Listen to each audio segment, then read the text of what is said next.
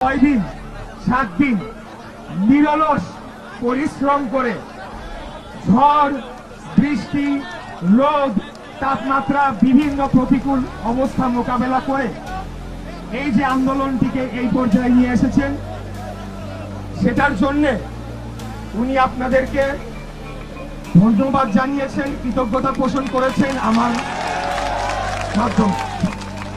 এর পাশাপাশি আমি ইশরাক হোসেন, আমি নিজেও আপনাদের কাছে চিরজীবন ঋণী থাকব, কারণ আপনারা যখন এই বর্তমান সরকার আমার অধিকার থেকে আমাকে বঞ্চিত করা শুরু করলো, আপনারা স্বপ্রণোদিত হয়ে ঢাকাবাসী একযোগে নেমে এসে আজকে দেখিয়ে দিয়েছেন যে ঢাকার জোর কতটুকু। প্রিয় নেতৃবৃন্দ, আমি আসার সময় আমাদের নেতৃবৃন্দের সাথে কথা বলে এসেছি, তাই কিছু দিক নির্দেশনামূলক বক্তব্য আপনাদের মাঝে রাখবো, আপনারা শুনবেন। প্রথমেই আজকে আপনারা জানেন যে হাইকোর্টে একটি ভুয়া রিট বলা যায়, সেই রিট দিয়ে আমাকে মেয়র পদে শপথ গ্রহণ করানোর থেকে বাধাগ্রস্ত করানোর একটা অপচেষ্টা করা হয়েছিল সরকারের পক্ষ থেকে।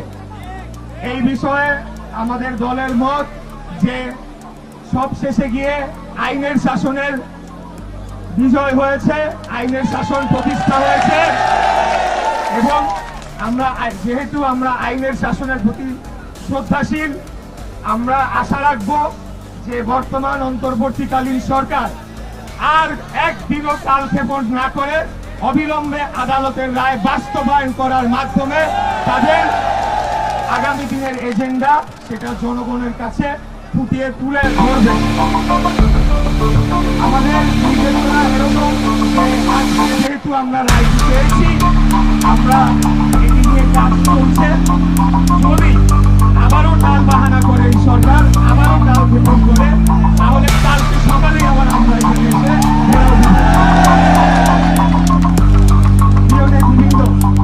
দ্বিতীয় বিষয় হচ্ছে, আপনারা জানেন যে আমাদের এই কর্মসূচিগুলোর ফলে জনভোগ সৃষ্টি হয় এবং জনগণ দুর্ভোগে পড়ে, রাস্তায় ঘন্টার পর ঘন্টা ট্রাফিকে তারা আটকিয়ে থাকে এবং নাগরিক বিভিন্ন সেবা থেকে তারা বঞ্চিত হয়। এই যে ঘটনাটি ঘটে, সেটার জন্য আমাদের নেতা এবং আমরা দুজনেই ঢাকার সাধারণ জনগণের কাছে আমরা আন্তরিকভাবে ক্ষমা প্রার্থনা করছি।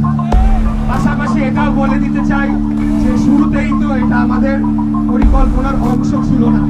বর্তমান সরকার তারা আমাদেরকে অধিকার বঞ্চিত করতে গিয়ে এমন পর্যায়ে নিয়ে যায় যখন আমরা বাধ্য হয়ে এই ধরনের কর্মসূচিতে আসার জন্য আমরা সিদ্ধান্ত নেই।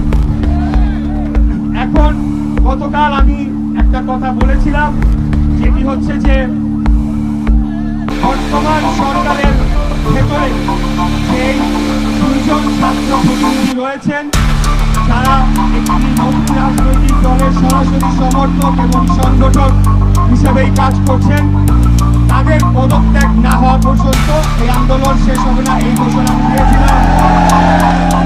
আমি আমার সেই ঘোষণাকে পুনর্ব্যক্ত করতে চাই, তাদের পদত্যাগ না হওয়া পর্যন্ত এই আন্দোলন চলমান। তবে আজকে হাইকোর্টের আদেশনার পর আমাদের দল সিদ্ধান্ত নিয়েছে যে আপাতত আমরা স্থগিত রাখবো এবং সরকারকে আগামী 24 ঘন্টা থেকে 48 ঘন্টা পর্যবেক্ষণ করা হবে তারা কি করে, এবং তার পরিপ্রেক্ষিতে তাদের যে কর্মকাণ্ড সেটার উপর ভিত্তি করে পরবর্তী কার্যক্রম নির্দেশনা আসবে এবং নেওয়া হবে।